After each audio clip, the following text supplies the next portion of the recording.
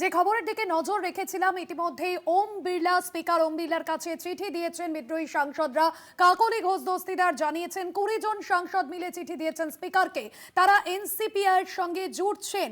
Speaker ওম বিড়লার সঙ্গে বৈঠকের পর বেরিয়ে এসে এমনটা জানিয়েছেন কাকলি ঘোষ দস্তিদার, এবং তারা এনসিপিআই এর সঙ্গে জুড়ছেন। ত্রিপুরার দলে মিশছে বিক্ষুব্ধ তৃণমূল কংগ্রেস। এনসিপিআই তৃণমূলের বিক্ষুব্ধ সাংসদরা তারা ত্রিপুরার এই দলের সঙ্গে মিশছেন। এখনো পর্যন্ত যে খবর পাওয়া যাচ্ছে, মমতার বন্দ্যোপাধ্যায় যে শিবির বা তাদের যে সাংসদরা রয়েছে, সেই সাংসদদের বলা যেতে পারে যে মমতা বন্দ্যোপাধ্যায় শিবিরকে মাস্টার স্ট্রোক ত্রিপুরার দলে মিশছে বিক্ষুব্ধ তৃণমূল।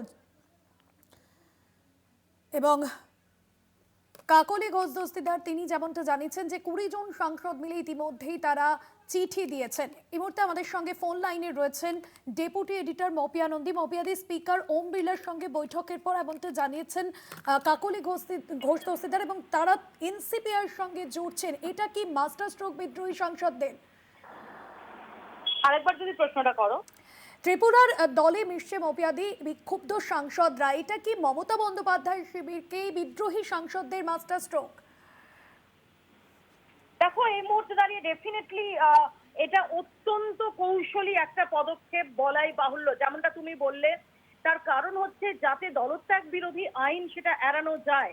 কারণ আমরা যেভাবে দেখছি যে তৃণমূল কংগ্রেসের তরফ থেকে বারবার যে রেফারেন্স তুলে ধরা হচ্ছিল, 2023-এর যে মামলার রেফারেন্স তুলে ধরা হচ্ছিল, সেই রেফারেন্স অনুযায়ী সেখানে আলাদা কোনো ব্লক সেটার মান্যতা পাওয়ার পথ কিন্তু অনেকটাই সংকীর্ণ। এবং যে জায়গাটাকে সামনে রেখেই, যে জায়গাটাকে আঁকড়েই তৃণমূল কংগ্রেসের অর্থাৎ মমতা বন্দ্যোপাধ্যায়, অভিষেক বন্দ্যোপাধ্যায় তারা এই যে ভাঙন সেটা আটকানোর একটা মরিয়া চেষ্টা করছিলেন। কিন্তু আজকে ভূপেন্দ্র যাদবের বাসভবনে বৈঠকের পর লোকসভার স্পিকার ওম বিড়লার সঙ্গে দেখা করেছেন এই বিক্ষুব্ধ সাংসদরা, এবং যেটা অত্যন্ত তাৎপর্যপূর্ণ যে তারা Nationalist Citizen Party of India NCPI তার সঙ্গে এরা মার্চ করে যাবেন। অর্থাৎ তারা ওই ন্যাশনালিস্ট সিটিজেন পার্টি অফ ইন্ডিয়াতে তারা মার্চ করে যাবেন। তারা সেখানে সেই দলে যোগ দেবেন, এবং যেটার কারণে এইভাবে তারা যে দলত্যাগ বিরোধী আইন, সেই দলত্যাগ বিরোধী আইনের আওতায় পড়াটা এড়াতে পারবেন। এবং যে কারণেই এই কৌশলী পদক্ষেপ বলে আমরা জানতে পারছি। অত্যন্ত ইন্টারেস্টিং, কারণ যেখানে আমরা টেকনিক্যালিটিস নিয়ে যে জায়গাটা তৈরি হচ্ছিল, যে ধোঁয়াশার জায়গাটা তৈরি হচ্ছিল, এবং যেভাবে আজকে যখন বিক্ষুব্ধ সাংসদরা তারা বৈঠক করছেন ভূপেন্দ্র যাদবের বাসভবনে, সেই সময় অভিষেক বন্দ্যোপাধ্যায়ের চিঠি নিয়ে লোকসভার স্পিকার ওম বিড়লার কাছে পৌঁছে যান কীর্তি আজাদ এবং সাগরিকা ঘোষ, এবং চিঠিতে নির্দিষ্টভাবে ওই মামলার রেফারেন্সের কথা উল্লেখ করা ছিল।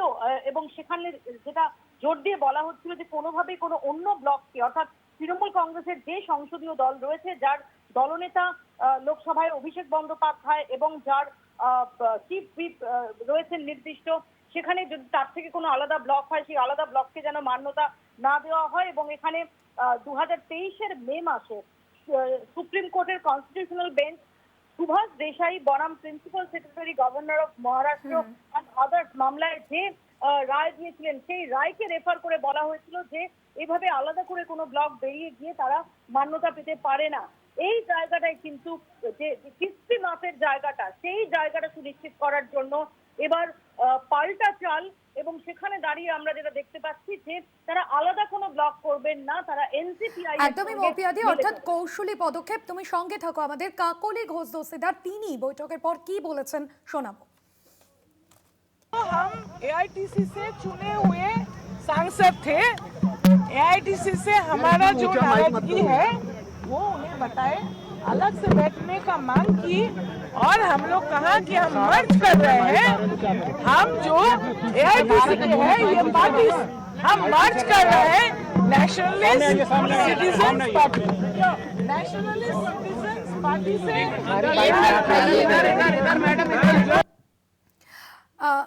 মৌপিয়াদি রয়েছেন আমাদের সঙ্গে। মৌপিয়াদি, তুমি বললে কাকলি ঘোষ দস্তিদার তিনি যেমনটা জানিয়েছেন, আমরা আবারও কথা বলার চেষ্টা করব। সম্ভবত যোগাযোগ বিচ্ছিন্ন হয়েছে। ত্রিপুরার দলে মিশছে বিক্ষুব্ধ তৃণমূল সাংসদরা, এনসিপিআর সঙ্গে মিশছে বিক্ষুব্ধ তৃণমূল সাংসদরা। 2022 সালে এনসিপিআর যাত্রা শুরু হয়েছিল, এবার ত্রিপুরার দলে মিশছে বিক্ষুব্ধ তৃণমূল কংগ্রেস।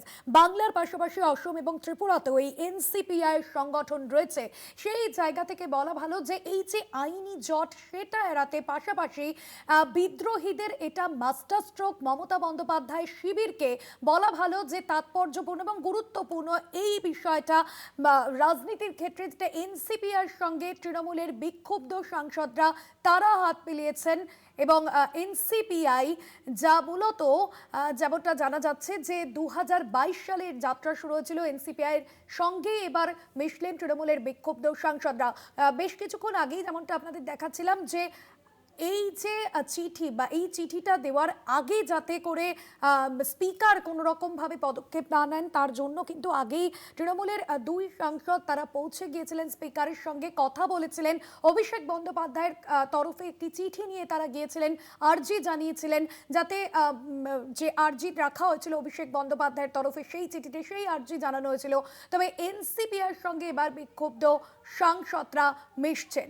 রাজ্য বিজেপির প্রধান মুখপাত্র দেবজিৎ সরকার রয়েছেন আমাদের সঙ্গে ফোন লাইনে।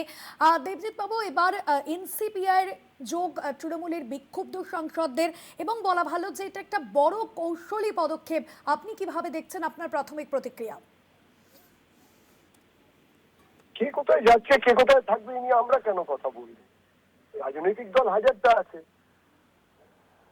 তৃণমূলের প্রাসঙ্গিকতাও নেই, তৃণমূলের এখন এই মুহূর্তে কোনো প্রতিষ্ঠাও নেই। এই ভেবে আমাদের আর কোনো লাভও নেই, কেননা যারা তৃণমূলের টিকিটে জিতেছেন তারা যখন টিকিট নিয়েছিলেন তখন তো কেউ বলেননি যে তৃণমূল অন্যায় করছে, ওদের সঙ্গে আমরা থাকবো না। 4 তারিখের পরে বোধ নয়, যা পারবে করবে, তাদের ব্যাপার। আমরা ওই দরজা ঠেলে কিছু দেখছি না। হ্যাঁ, ওরা মাঝে মাঝে আমাদের দরজা ঠেলে এসে কথা বলছে, কিছু জানতে চাইছে, কিছু করতে চাইছে, বুদ্ধি নিচ্ছে, এরকম সব লোকে মনে করছে। কিন্তু আমরা ভদ্র সভ্য এই ধরনের রাজনৈতিক পরিশীলিত রাজনীতিতে বিশ্বাস করি। কেউ পায়ে ঠেলে তো আর ঘাড় ধাক্কা দিতে পারি না, কিন্তু এর বেশি আমাদের কিছু বলার নেই। ধন্যবাদ জানাবো আপনাকে। রাজ্য বিজেপির প্রধান মুখপাত্র দেবজিৎ সরকার ছিলেন আমাদের সঙ্গে ফোন লাইনে।